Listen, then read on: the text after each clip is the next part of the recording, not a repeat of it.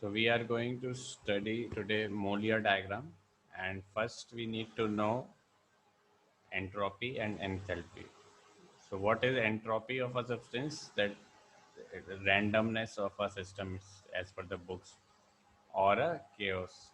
So that means more the substance is chaotic, the more entropy it has. Means how the more the molecules are disturbed and moving, the more entropy it has. So solids, the molecules are moving less, so it will have uh, less entropy, and gas will have more entropy because molecules are more chaotic, disturbed, or randomly moving. Enthalpy is the energy of the system or heat content or the energy of the content of the system.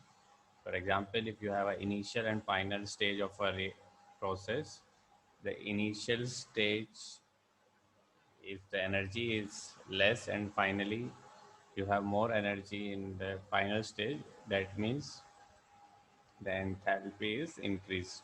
The total heat content or energy content of the system is increased.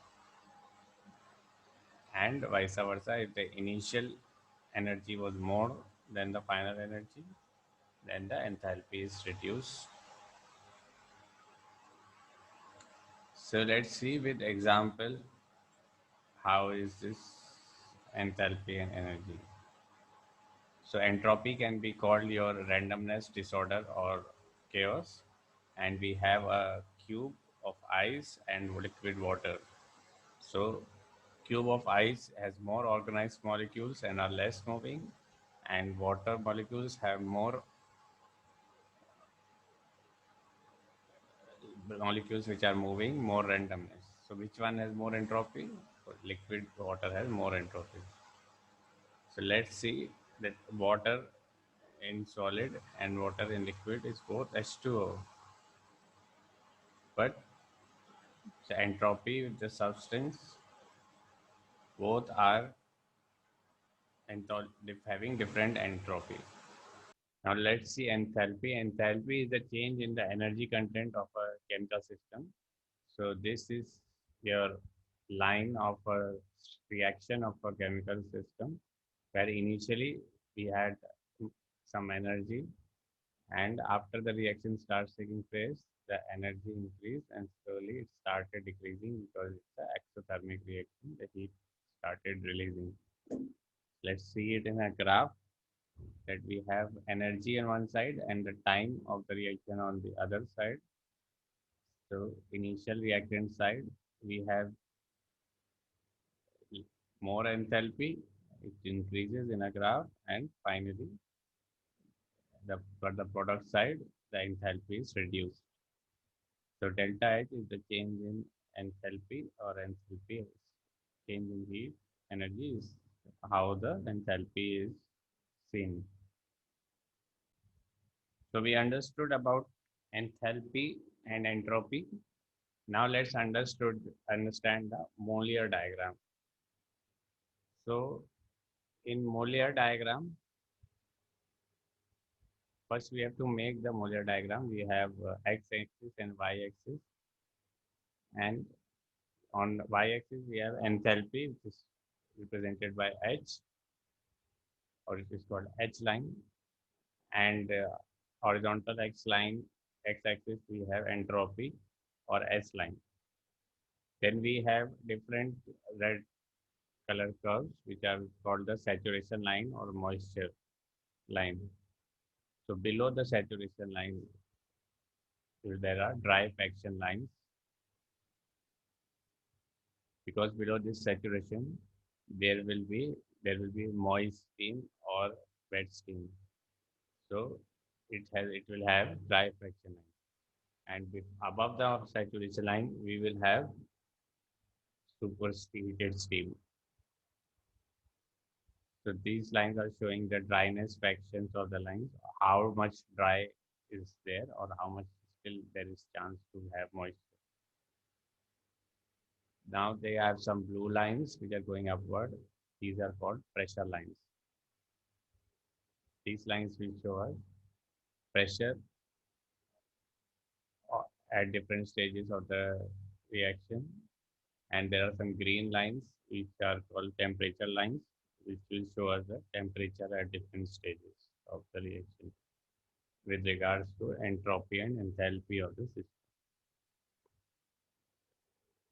So let's see how do we understand the Molar diagram by a problem where heat drop, to find the heat drop or heat change. Pressure at point 1 is 5 bar and temperature at point 1 is 200 degrees centigrade. Then pressure at point 2 is 0.2 bar. So we have to find the temperature at point 2. So with Molar diagram, we can find the temperature at point 2. That is, heat drop is Hv is equals to H1 minus H2. So we calculate by Molar diagram. We have P1 5 bar. So we assume that this line is of 5 bar, suppose. And T1 is 200 bars. So we assume this line is of 200 degrees Celsius temperature line. Then the pressure line and temperature line are meet at a point which is your point 1 P1. So P1 is this pressure and temperature. Then we have a line 0.2 bar pressure. So we assume this is a 0.2 bar pressure line. Now we draw a perpendicular from this point to this 0.2 bar line. And wherever it cuts the 0.2 line, that will be our point P2. And with this point, we can calculate the enthalpy for these 2 points by the help of scale. We can measure this enthalpy like this horizontally, H1 and H2 on the enthalpy scale.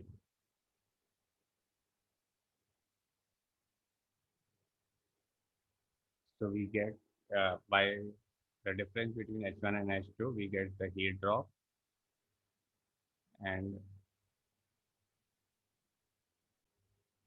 so this is a pressure enthalpy diagram of a steam system, a steam power plant system, and it is used to determine the maximum performance of the pumps.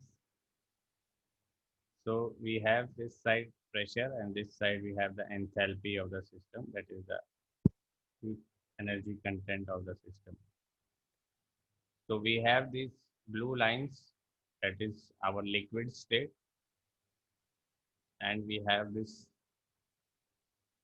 blue lines once are converting up, it's coming from here, and then they, because it is high pressure, then there comes a stage when the pressure is dropped so much and the temperature is dropped, and the liquid changes in starts changing into vapor, and keeps changing into vapor.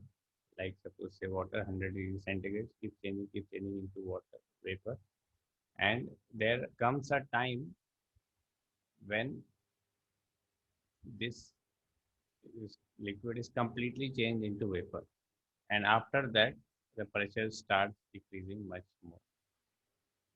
So in comparison to pressure, this is liquid plus liquid gas, and only liquid. And we have the change outer diagram of this dome or curve. And at the top of this curve, we have this star, which is called the critical temperature or critical point. And above this, if you increase the pressure or temperature of the system, the liquid and vapor cannot coexist together.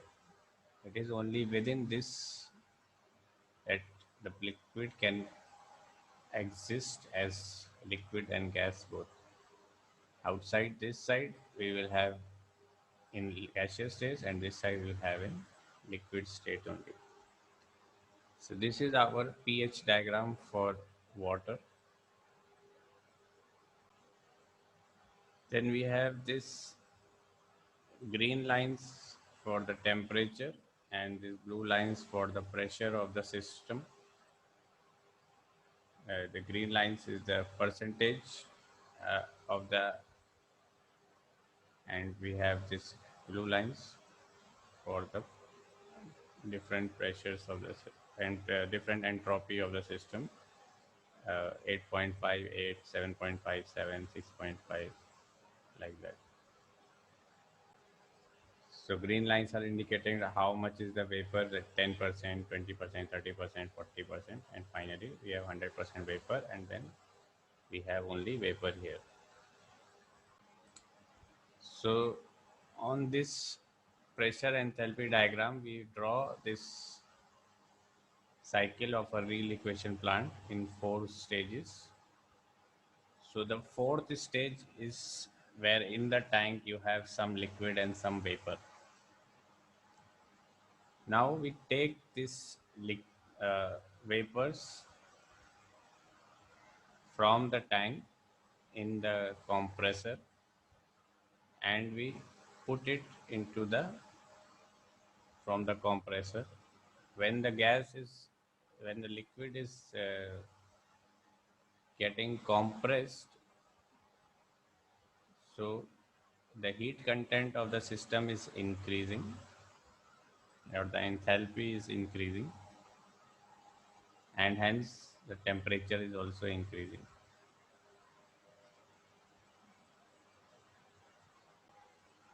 So stage 4, the liquid and vapor are existing together and they are transferred to the compressor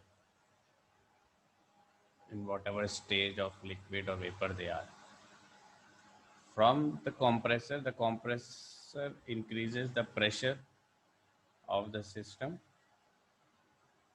and it goes into the condenser. So the temperature and pressure is increased. From the condenser, the temperature is reduced and it changes into liquid. It goes almost into liquid side.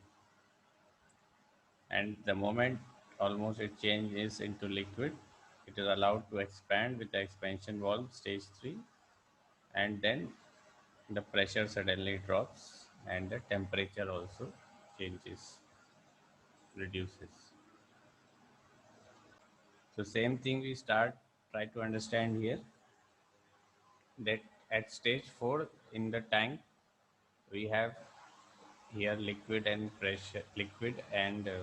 gas both, and it is passed to the compressor where whatever vapors are there, the boil of gas is put into the compressor and it is compressed and the pressure suddenly increases and the temperature also increases. Then in the condenser, the gas changes into liquid because of the condensation, and then from in stage 3, the expansion or from the expansion, the gas is allowed to released with the pressure is released, expanded, and the pressure drops, and hence the temperature also drops. So this is your Mollier diagram we are using to calculate the work done or efficiency of the system. And this is the Mollier diagram for two-stage compressor. Same thing, the boil of liquid goes to the compressor, the pressure temperature is increased, and whatever is remaining goes into the intercooler. The intercooler cools down up to the liquid state, whatever gas is there, and again it compresses, put into the condenser. From condenser it goes to the expander, which gets into liquid state. From liquid it comes to the tank again.